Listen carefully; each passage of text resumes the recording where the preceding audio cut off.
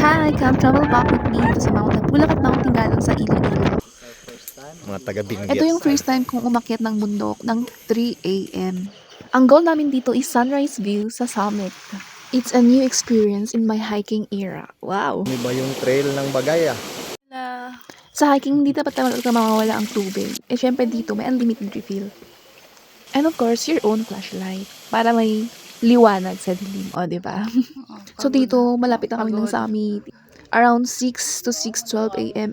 Nakarating na kami ng summit. Morning! Sunrise at Napulak. It's one of my memorable experience na sunrise view sa mountain summit.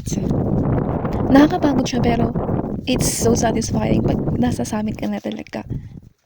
It's one of a kind calmness in nature. Yun, wow naman. Siyempre, hindi na namin pinalampas yung view. Picture dito, picture doon. Para naman may remembrance. Ayun. So, bumaba kami at pumunta naman kami sa kabilang bundok niya sa Mount Tingalon. Mga isang oras at humigit kumulang na 30 minutos na naman kami doon sa summit ng Mount Napulak. At andito naman kami sa summit ng Mount Tingalon ng mga around 7:30. Diba? Napakanta na lang ako ng everything that has breath, praise the Lord. So, diba? Ayan, yung may cruise na yun yung summit ng Mount Napulak na nakikita sa summit ng Mount Tingalon. Siyempre, bago bumaba, may picture taking ulit. Diba? Yeah! Mga 40 minutes lang naman kami dyan sa summit ng Mount Tingalon at bumaba na din kami ng mga around 8 to 8:30 a.m. Medyo mainit-init na yung sikat ng araw dito. Pero syempre, go pa rin na para bang hindi mo ramdam yung pagod. Landing from the summit of Mount Napulak and Mount Tingalon Peak. Kapaba naman kami sa bundok ng mga around 11:30, basta before 12 siya.